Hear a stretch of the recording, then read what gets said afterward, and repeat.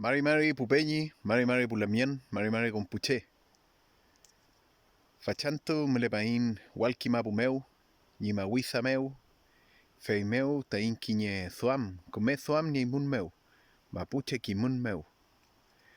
Pupeñi Capulamien Winca Duwan. Les queríamos mostrar una flor que para todos y todas debe ser muy conocida, ¿cierto? Y que es esta. Le llaman copihue, así nos enseñaron que se llamaba.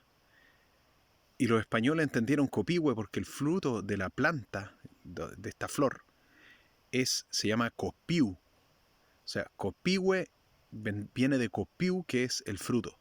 Esta florcita se llama colcuza.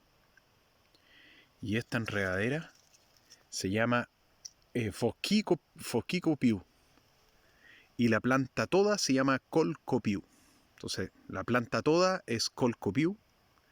La enredadera es Fosquicopiu, la flor es Colcuza y el fruto es Copiu. Esperamos le haya servido esto. Bueno, y el peñi de acá es un coyam, guaya también le dicen, el roble.